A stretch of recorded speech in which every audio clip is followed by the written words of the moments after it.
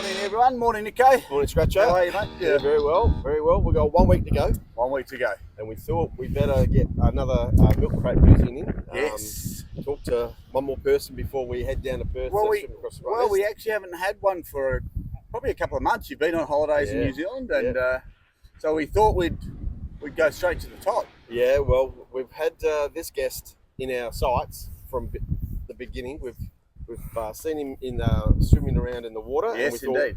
We would love to have a chat with. Quite a gifted swimmer too, Nico. Well, we'll find that out, gifted. Scratcher. We'll find that out. Yes. But yes, some people might be surprised that we actually know this special guest. Yes. Well, maybe so.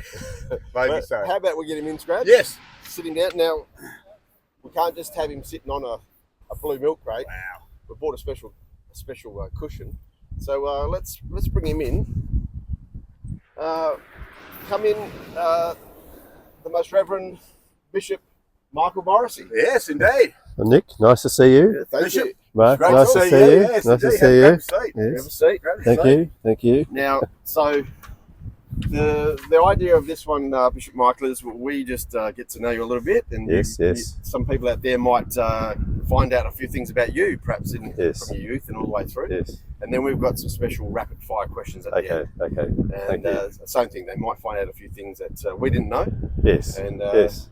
and we'll start off by just finding out, your history, where you were born and where you were raised. Well, because I grew up in a sheep station at Yalgoo called Noongal Station. So of course, there's no hospital in Yalgoo to have babies. Absolutely not. A nursing post, yes. So was that a family station? Yes. Yeah, the Morrisseys had been out in the Yalgoo area since about the 1870s. Oh, wow. They moved.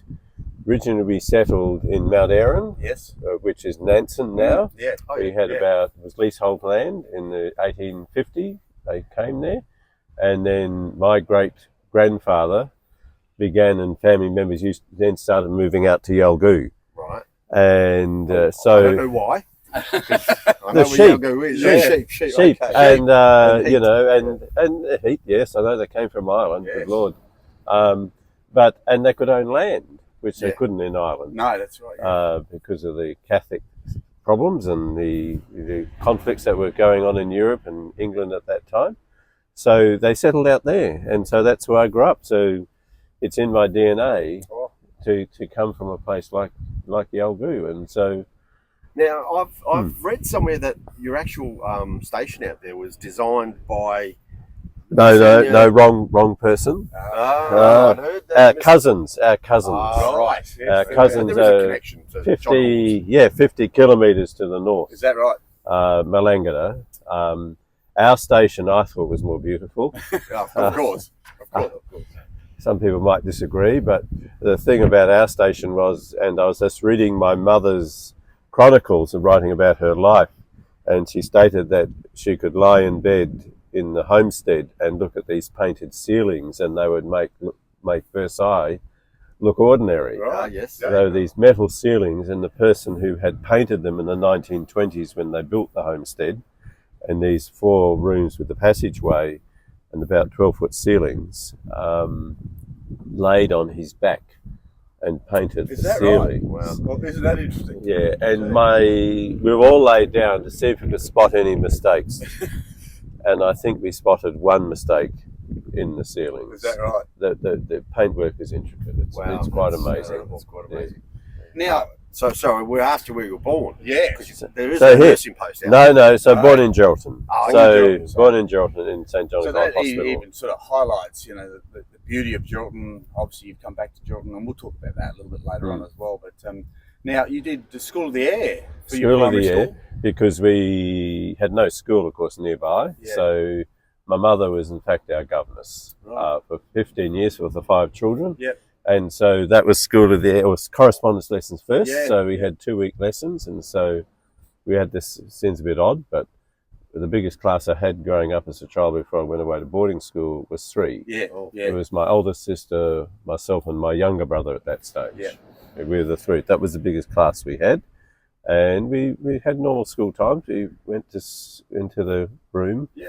at 8:30, and then we finished at 3:30 and had the bit off for lunch and morning tea, and there was no escaping going to I school. bet there was not. Mum was very strict. Yeah, I can imagine that would be the case. There would have been some interesting after-school activities if you're out on the farm. I mean, gee. Oh yes, not well, to school and go out on a horse. absolutely. Well, I did. I Yeah. mean, I used to saddle up this big old horse. She was quite tame, and myself, and I was only, when I was 7 or 8, I'd go and saddle. I wasn't that tall. I'd saddle a horse up and go riding off around the station a bit, and then other things a bit more tedious, because our father hated doing mill runs, checking all the watering points. Farm work, so he'd make us station work. Station work. Station Yes. work. You've got to you get the won't right call it language. station. Right language, Nick. Very, Right language. Very much bigger. Yeah, Yes. yeah, bit bigger, and got to get the right cultural terms here. Cultural terms.